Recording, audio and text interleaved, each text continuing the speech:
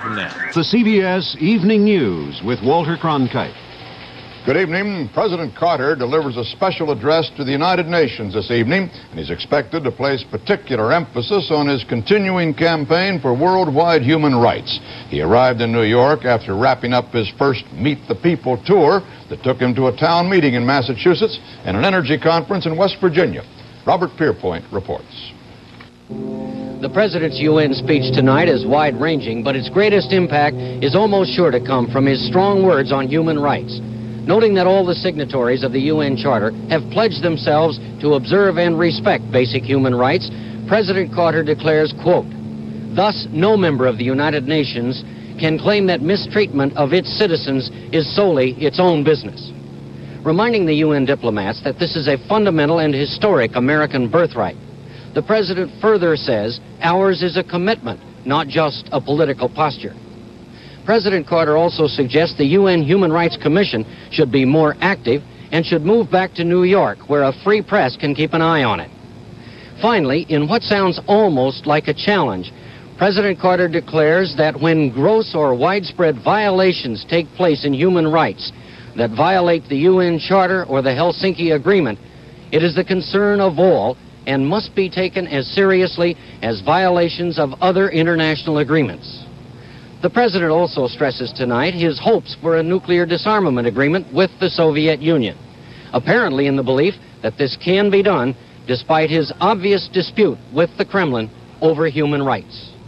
Robert Pierpoint, CBS News, Charleston, West Virginia. President Carter's United Nations address this evening will be carried live on CBS beginning at 7:30 Eastern Time.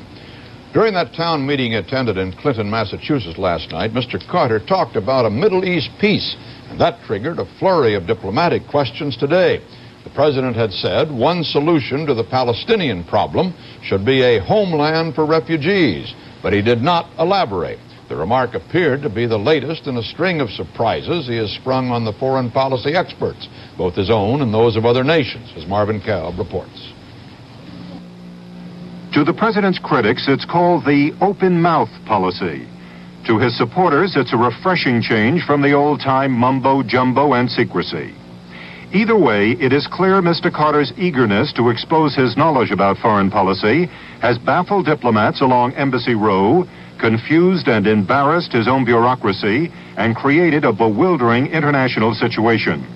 At his town hall meeting last night, even the president acknowledged the problem. I've been criticized by some in the news media in the last 8 weeks about telling the American people too much. But then he proceeded to add even more confusion by raising the possibility of a Palestinian homeland.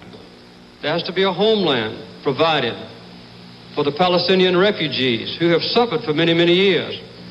The president seems to enjoy the process of ventilating ideas and proposals. Witness, for example, this avalanche at his last news conference. The Arab nations, the Israeli nation, has to agree on permanent and recognized borders where sovereignty is legal as mutually agreed. My commitment to withdraw American ground troops from Korea has not changed. We've also proposed that the Indian Ocean be completely demilitarized.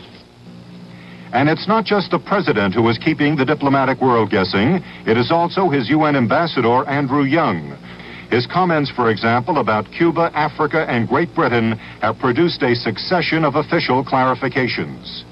Even one of Young's deputies, Brady Tyson, intoxicated by this apparent license to speak one's mind, spoke his at a recent meeting of the UN Human Rights Commission, apologizing for America's role in undermining the Chilean regime of Salvador Allende. But unlike Young, Tyson got reprimanded. On Capitol Hill, this has created more than just confusion. It's also created a political opportunity for the Republicans. I have to be also concerned about this do-it-yourself diplomacy that with Andy Young and saying the things that he wants to say at the drop of a hat, and the president himself on a given moment.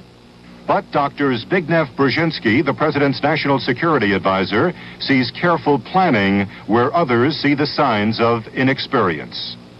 The public simply hasn't become accustomed to a truly open style. But that open style, I want to emphasize, is based very much on premeditation. When the president speaks, he speaks with considerable authority, with a great deal of forethought.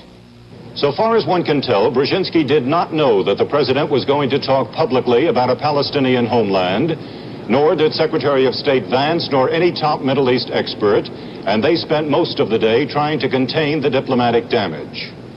Most officials here applaud the president's candor, but wonder whether his outspoken style can genuinely coexist with delicate diplomacy, especially in the volatile Middle East.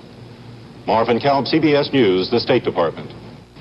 Presidential News Secretary Jody Powell played down Mr. Carter's reference to a homeland for Palestinians, saying it has no particular significance. But Palestinian leader Yasser Arafat said in Cairo that the remark was an important step that touched the core of the problem. In Israel, however, Prime Minister Rabin said the remark troubled him.